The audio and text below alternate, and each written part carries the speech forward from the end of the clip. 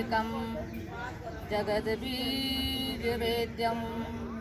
निरीहं निराकारमोङ्कारमाद्यं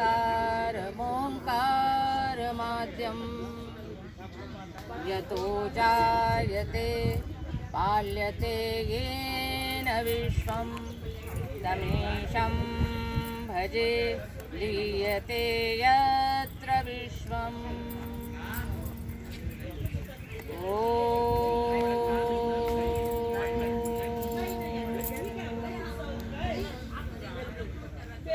शांति शांति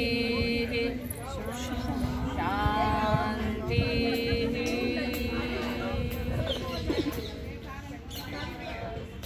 भगवान शिव की आराधना में इस श्लोक में ये कहा गया है कि आप परमात्मा परमेश्वर हो और एक हो, आपके अलावा दूसरा कोई नहीं, और आप इस संसार के बीज रूप हो। उस बीज रूप में आप जाने जाते हो। आपसे ही सृष्टि है, आपसे ही पालन है, आपसे ही संहार है। ये हम लोगों ने चर्चा पिछले दिनों में। तो आप ही इस जगत का मूल हो, बीज हो। आप कैसे हो? निरीह हो, आपको किसी चीज की आकांक्षा नहीं और निराकार हो, आपका आकार भी नहीं और आकार आप हम लोगों ने परिकल्पना कर ली तो वो है ओमकार है। ओम स्वरूप आप हैं और सर्वप्रथम आपकी ही सृष्टि हुई है और जिससे आपसे ही संपूर्ण सृष्टि उत्पन्न होती। यतो जायते, जिससे उत्पन्न होती है, पाल्यते, आप उसका पालन करते हैं। कहाँ पर? यत्र विश्वम, यानी संसार में। और तमीशं भजे, ऐसे ईश्वर को मैं भजन करता हूँ। यत्र निलीयते विश्वम, जिसमें संपूर्ण संसार लीन हो जाता। तो ऐसे भगवान शंकर की यहाँ आराधना की गई। आज मेरा मन हुआ कि आप लोगों को गोपीश्वर भगवान शिव की कथा सुनाए। आप सभी जानते हैं कि कैसे गोपी रूप धारण करके वो रास लीला में गए थे। कथा ये मिलती है कि शारदीय पूर्णिमा के दिन वृंदावन में जमुना नदी के किनारे बंशी वट के नीचे भगवान ने रास लीला की। भगवान कृष्ण ने रास लीला की और उस रास लीला में सारी ब्रज गोपी गोप सब एकत्रित हुए और ऐसा कहा जाता है कि ब्रह्मा की जो एक रात्रि होती है उसके बराबर उनकी एक रात्रि थी। ब्रह्मा की रात्रि में कई संवत्सर, कई वर्ष लगते हैं। तो उस एक पता ही नहीं चला कि वो रात्रि कैसे बीत गई। और उस रात्रि में भगवान कृष्ण ने क्या किया? रास लीला। अगर हम लौकिक दृष्टि से अनजान रूप से जो नहीं जानते, वो कहते हैं ये कैसा भगवान की लीला है। पर वो भगवान अपने ही रूप में, राधा उनसे पृथक नहीं है, वो उनका ही रूप है। और वेदों में जो हम पढ़ते आए हैं, एको हम बहुश्याम, मैं अकेला हूँ और बहुत ज्यादा हो जाऊँ। इस परिकल्पना से वहाँ गोपियाँ और भगवान कृष्ण का मिलन माना जाता है। किस आतुर भाव से सारी की सारी गोपियाँ जो जिस काम में लगी थीं वो सब छोड़कर, अगर कोई गाय दूह रहा है उसको छोड़कर भाग गया, कोई बच्चे को दूध पिला रहा है उसको छोड़ के भाग गया, कोई खाना बना रहा है उसको, माने सब कुछ छोड़कर भगवान की बांसुरी जहाँ बजी तो सबकी सब आतुर होकर के भगवान के पास उस रास लीला के लिए। तो भगवान शिव को ये लगा कि ऐसे मोहित होकर ये सब जा रही हैं और ऐसे अपने ईश्वर का मुझे भी ध्यान करना है, मुझे भी इस रास लीला में उपस्थित होना है।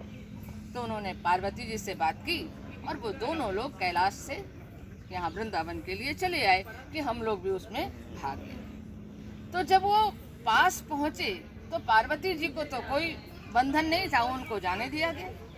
वो चली गई उस रास लीला के लिए वहाँ पर, लेकिन उनको बाहर ही द्वार पर भगवान शिव को रोक दिया गया कि इस रास लीला में कृष्ण के अलावा और कोई पुरुष प्रवेश नहीं कर सकता। तो उन्होंने कहा करना क्या चाहिए? तो ये हुआ कि राधा जी की आराधना करिए।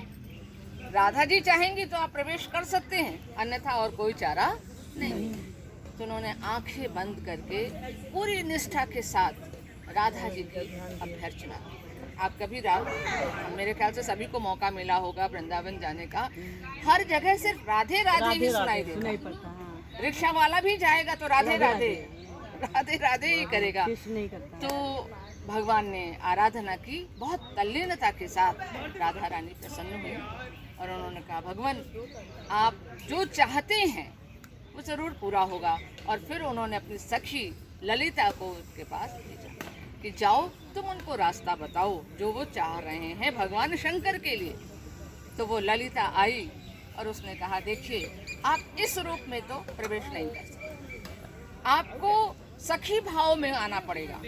और सखी भाव में आप आएंगे कैसे? जमुना जी में स्नान करें। भगवान ने जैसे ही जमुना जी में डुबकी लगाई और जब ऊपर आए तो वो कन्या के रूप में, स्त्री के रूप में, सखी के रूप में दिखाई। और फिर भगवान भोलेनाथ ने भी प्रवेश किया सखी भाव से उस रासलीला के प्रांगण में स्थान। रासलीला चल रही थी, सभी आनंद थे और आप सबने वो चित्र देखा होगा जहाँ बहुत सारी सखियां और कृष्ण सबके साथ सब ये अनुभव करते हैं कि भगवान मेरे साथ हैं, मेरे साथ हैं, मेरे साथ हैं। और इतना ही नहीं, उनके पति ये सोचते हैं कि मेरे साथ। तो आप ये सोचिए कि ये तन्मय भाव है उस लीला में, तो भगवान तो पहचानते ही हैं। उनकी दृष्टि पड़ी, दृष्टि क्या पड़ी वो पहले से ही जानते रहे होंगे। और उन्होंने जब देखा तो प्रणाम किया, हे गोपेश्वर आपका स्वागत। तो उनको बड़ा अटपटा सा लगा, अरे मैं तो सखी रूप में, कैसे इन्होंने पहचान लिया। और गोपेश्वर कह रहे हैं, गोपी का रूप धारण किया, आप गोपेश्वर हैं। और फिर वही गोपेश्वर रूप में भगवान शिव जो हैं वो वृंदावन में आज भी विराजमान है। जमुना के किनारे एक बड़ा सा मंदिर है और उस मंदिर में अंदर भगवान शिव बैठे हैं। और आप कभी जाइए और देखिए तो ऐसा उनका श्रृंगार किया जाता है, लगता है गोपी बैठी है, कोई तंदुरुस्त सी गोपी बैठी हुई है, पूरा श्रृंगार किया जाता है एकदम गोपी के रूप में। और बाहर पार्वती जी हैं और गणेश जी हैं जो उनके सुरक्षा के लिए विद्यमान हैं। तो ऐसे जो गोपेश्वर भगवान हैं उनकी जय हो। और इतना ही नहीं, जिसकी आराधना के लिए, जिससे मोहित होकर, जिस पर आनंद तन्मयी भाव होकर वो गए थे, वो भगवान कृष्ण जो हैं वो भी विष्णु का ही रूप है और वो भी शिव पर उतने ही आस्थावान हैं। एक कथा मिलती है कि जब बहुत सारे राक्षसों ने अधिकार कर लिया स्वर्ग पर, तो सारे देवताओं ने विष्णु से आराधना की कि आप सुरक्षा करिए, इस तरीके से इन लोगों का अधिकार हो गया है।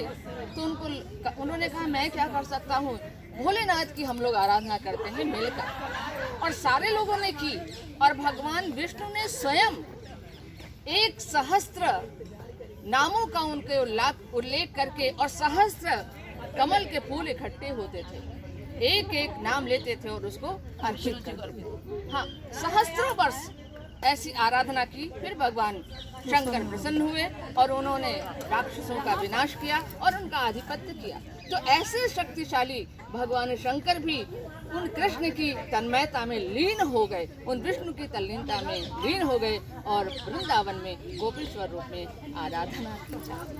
बोलो गोपेश्वर महादेव की जय। अच्छा आप दीदी इतनी बार गए लेकिन हम देखे नहीं। है बहुत सुंदर है, बहुत सुंदर है। देखिए वो पूरा घुमाता है।